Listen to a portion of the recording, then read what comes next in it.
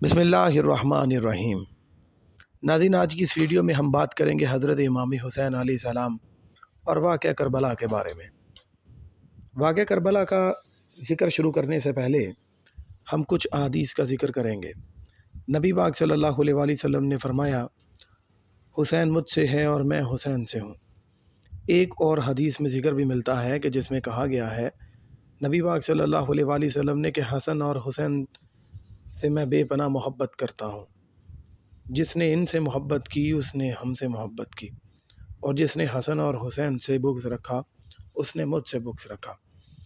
ناظرین، حضرت امام حسین علیہ السلام کی زندگی کے بارے میں اگر دیکھا جائے تو آپ کا بچپن زیادہ تر نبی پاک صلی اللہ علیہ وآلہ وسلم کے پاس ہی گزرا۔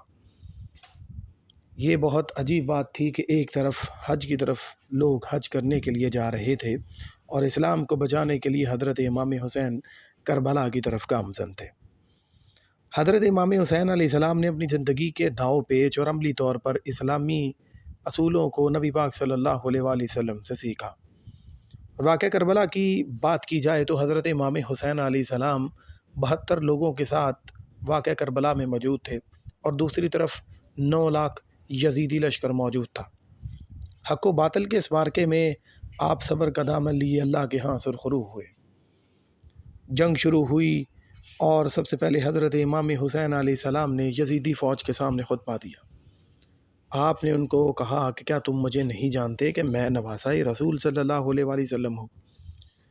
یزیدی فوج کے لوگوں، تم نے میرے نبی کی شریعت میں غلط ترمیم کر کے یزید کا ساتھ دیا ہے۔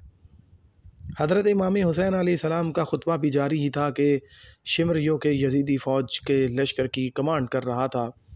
اس نے سوچا کہ کہیں لشکر کے اندر بغاوت نہ ہو جائے، لہٰذا اس نے حضرت امام حسین علیہ السلام کے اوپر حملہ کرنے کا کہا۔ تاریخ گواہ ہے کہ حضرت امام حسین علیہ السلام جو کہ 3 دن کے بھوکے اور پیاسے تھے، آپ یزیدی فوج کے 9 لاکھ لشکر کے ساتھ لڑ رہے تھے، اور آپ کی ذوالفقار اتنی تیزی کے ساتھ چل رہی تھی کہ یزیدی فوج کے پاؤں اکھڑنے لگے اور وہ پیچھے بھاگنے لگی۔ بعد میں شمر نے کہا، کیا تم نہیں جانتے کہ یہ نواسۂ رسول صلی اللہ علیہ وآلہ وسلم ہے؟ اتنی آسانی سے تم ان کو ہرا نہیں سکتے۔ تو بعد میں یزیدی فوج کے لوگوں نے حضرت امام حسین علیہ السلام پر جہاں سے ہو سکا تیر اور نیزے برسائے۔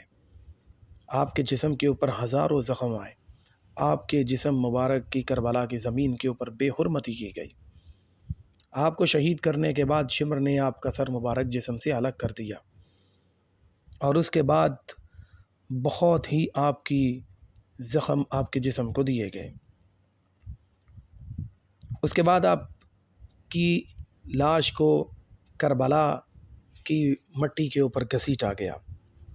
آپ کو شہید کرنے کے بعد یزیدی فوج آپ کے کربلا میں بسائے گئے خیموں کی طرف بڑھی، اور بری طرح یزیدی فوج نے آل رسول صلی اللہ علیہ وآلہ وسلم کی عزت کو پامال کیا۔ حضرت امام حسین علیہ السلام کے جسم کے اوپر ہزاروں زخم آئے۔ کربلا کی زمین کے اوپر آپ کے جسم کو رسی سے باندھ کر گھسیٹا گیا۔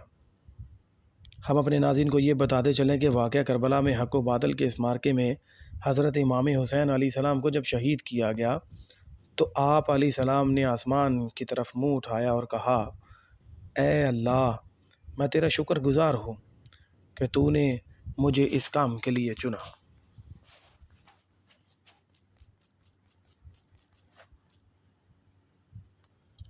ناظرین، واقعہ کربلا دل دہلا دینے والا اور اتنا دردناک ہے کہ اس کو کسی ایک مجلس یا کسی ایک واقعے کے اندر نہیں مکمل کیا جا سکتا۔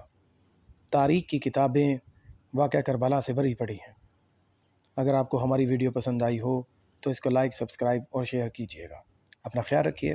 اللہ نگہبان۔